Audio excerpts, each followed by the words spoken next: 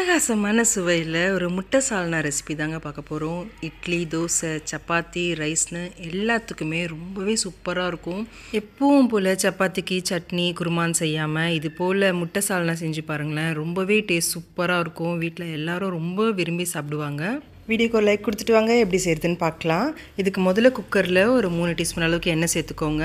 எண்ணெய் காஞ்சதும் 2 பட்டை, 4 கிராம்பு, 3 ஏலக்காய், 1 ஸ்பூன் அளவுக்கு சோம்பு சேர்த்துக்கோங்க. சேர்த்துட்டு மிதமான தீயில வச்சுட்டு இது லேசாக கலந்து விட்டுக்கலாம்.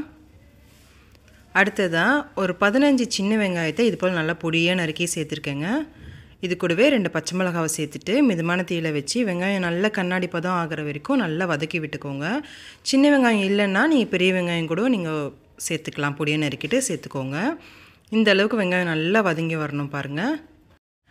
அடுத்ததாக ஒரு பெரிய சைஸ் வெங்காயத்தை இது போல் நல்லா பேஸ்ட்டாக அரைச்சிட்டு அதையும் சேர்த்துக்கிறேன்.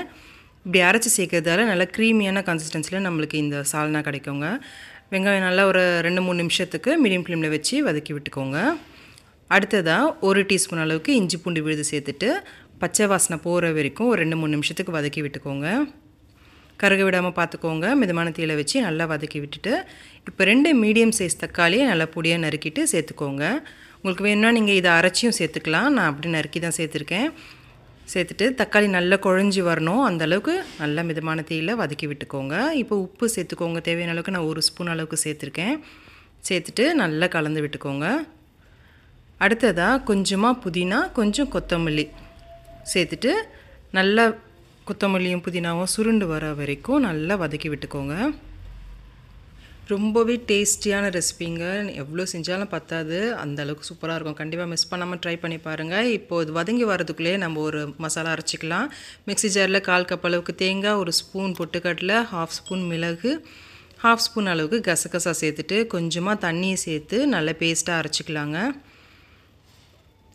நான் முந்திரியை சேர்க்க மறந்துட்டேன். முந்திரி ஒரு 7-8 முந்திரியும் சேர்த்துட்டு இப்போ நல்லா அரைச்சி எடுத்துக்கோங்க. தேவையான அளவுக்கு தண்ணி சேர்த்துட்டு நல்லா பேஸ்ட்டாக அரைச்சி எடுத்துக்கோங்க. பாருங்கள், இந்த அளவுக்கு நல்லா நைஸாக அரைச்சிட்டு இப்போ வெங்காயம் தக்காளியெல்லாம் நல்லா வதங்கி குழஞ்சி வந்திருக்கு பாருங்கள். இப்போ தேவையான மசாலாலாம் சேர்த்துக்கலாம். 1/4 டீஸ்பூன் மஞ்சள் தூள், 1 டீஸ்பூன் வெறும் மிளகாய் தூள், 1 டீஸ்பூன் மல்லித்தூள், 1 டீஸ்பூன் அளவுக்கு சிக்கன் மசாலா தூள் சேர்த்துக்கோங்க. சிக்கன் மசாலா தூள் இல்லைன்னா நீங்கள் கரம் மசாலா கூட சேர்த்துக்கலாம். சேர்த்துட்டு இது நல்லா கலந்து விட்டுக்கோங்க. லோ ஃப்ளேமில் வச்சு நல்லா கலந்து விடுங்க. கலந்து விட்டுட்டு இப்போ நம்ம அரைச்சி வச்சுருக்க விழுதை சேர்த்துக்கோங்க. சேர்த்துட்டு இந்த ரெசிபிக்கு தேவையான அளவுக்கு தண்ணி சேர்த்துக்கோங்க. நான் 3 கப் அளவுக்கு தண்ணி சேர்த்துருக்கேங்க. நம்ம முட்டையை சேர்த்ததுக்கப்புறமா இது நல்லா திக்கான கன்சிஸ்டன்சிக்கு மாறி வரும். அதனால் எக்ஸ்ட்ராவாக கூட நீங்கள் தண்ணி சேர்த்துக்கலாம். சேர்த்துட்டு இது நல்லா இப்போ கலந்து விட்டு இது ஒரு கொதி வர வரைக்கும் நம்ம வெயிட் பண்ணலாம். பாருங்கள், இந்த அளவுக்கு ஒரு 2 நிமிஷமாக இது கொதி வந்துட்டுருக்கு.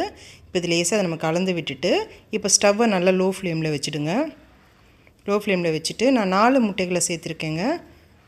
சேர்த்துட்டு இதை கலந்து விட வேண்டாம். அப்படியே நீங்கள் லோ ஃப்ளேமில் வச்சு இதை மூடி வச்சுடுங்க. 2 விசில் வர வரைக்கும் வெயிட் பண்ணுங்கள். லோ ஃப்ளேமில் வச்சு தான் இதை வேக வைக்கணும். ஹை ஃப்ளேமில் வச்சு வேக வச்சிங்கன்னா முட்டைகள் எல்லாமே குழஞ்சி போயிடுங்க. பாருங்கள், விசில் வந்து இறங்கின பிறகு ரொம்ப நல்லா டேஸ்டியான சூப்பரான ஒரு எக் சால்னா ரெடி ஆகிடுச்சு. இட்லி, தோசை, சப்பாத்திக்கு சுட சுட சாதத்துக்கெலாம் அவ்வளோ ருசியாக இருக்கும். நீங்களும் மிஸ் பண்ணாமல் இதை ட்ரை பண்ணி பார்த்துட்டு எப்படி இருந்துச்சுன்னு சொல்லுங்கள். இந்த வீடியோ உங்களுக்கு பிடிச்சிருந்துச்சுன்னா லைக் பண்ணுங்கள். உங்கள் ஃப்ரெண்ட்ஸ் அண்ட் ஃபேமிலி கூட நிறைய ஷேர் பண்ணிக்கோங்க. Thank you friends.